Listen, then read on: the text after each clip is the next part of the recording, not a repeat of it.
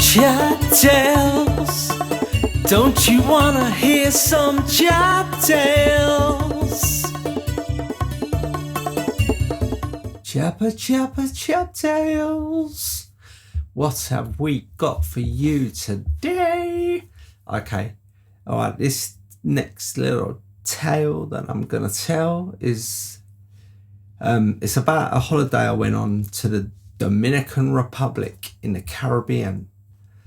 Me and a friend went away to the Caribbean, and as I always say, we booked some excursions.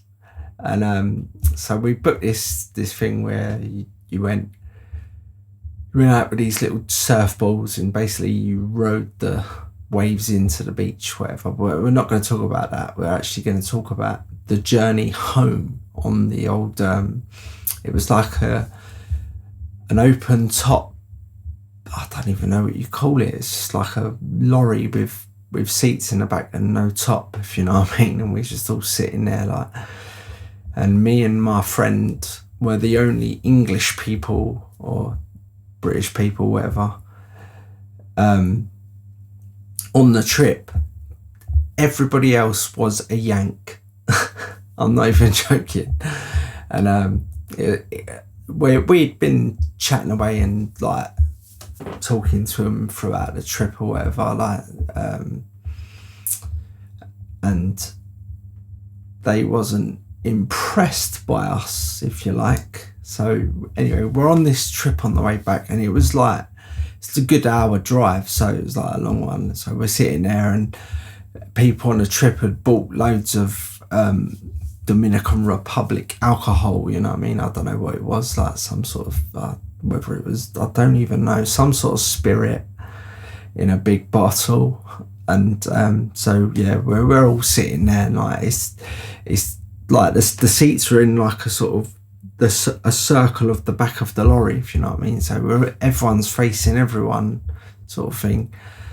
So me and this friend are just sort of like, you know what I mean, you can't not be in the conversation with the whole lorry or whatever you want to call it. Like everyone's looking at everyone, and they're all chatting away, and there's do you know what I mean, I love Americans as much as the next English person, you know what I mean. But yeah, these Americans weren't very impressed with Englishness, if you like, or my London Englishness, if you like. So we're sitting there, and like after about 15 minutes of driving back, they've decided they're going to crack open some of the alcohol they've bought.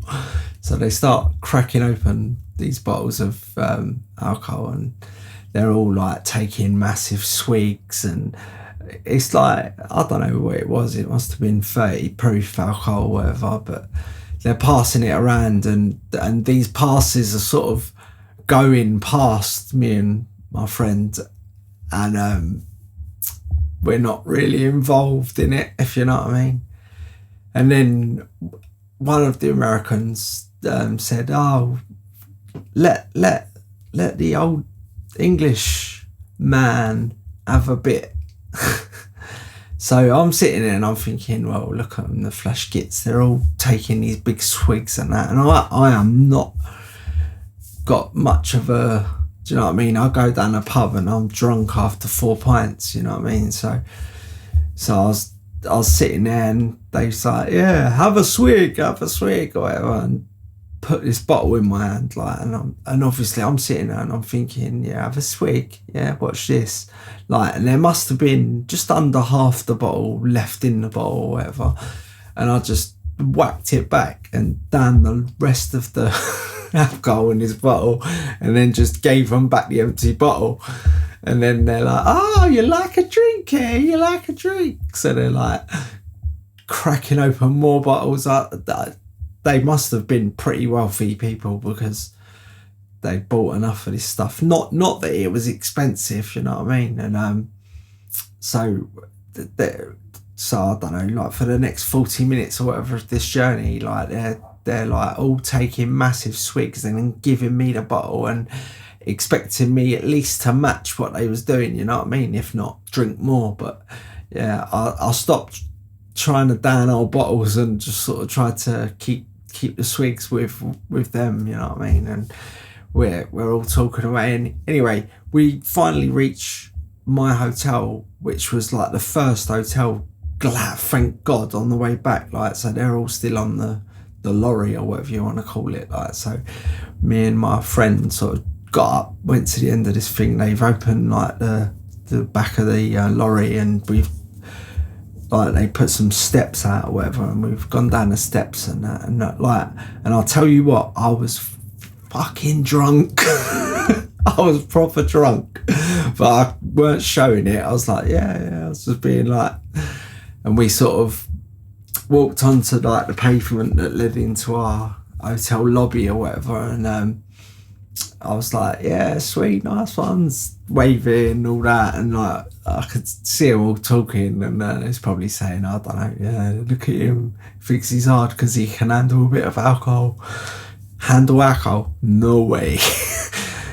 But as they drove off, we started to walk down this pavement or whatever, into the lobby of the hotel, and I swear to God, I just collapsed. I was just like, oh my God, I needed to be sick. I was like, the friend was helping me up and that, and trying to get me into this hotel and that, and then like when we walked into the hotel, the people behind the old front desk and that, he's looking at me, and I could see that he's thinking, what is the matter with him? And we got back to where we were staying and that, and I just sort of climbed onto my bed and just fell asleep drunk. And woke up. When I woke up, I had a big headache. I'll tell you what, a big headache. And we had a excursion booked the next day that I couldn't actually go on, because but it was proper funny in a way. Do you know what I mean? But trying to like to match up to these, like, and they was all like proper big fellas. You know what I mean? Obviously proper drinkers, like, and you know what I mean? There's me and my 4 pints and go home to bed, like, but it was just proper funny, like, and the Dominican Republic is a beautiful place, but I mean, for the Americans, I suppose it's like going to Spain for them, but like for us, it's a bit of a long haul flight. Yeah, so all right, nice one, thanks for listening. I hope you thought that was funny. And I will speak to you soon. Mwah. Chat tales. Don't you wanna hear some chat tales?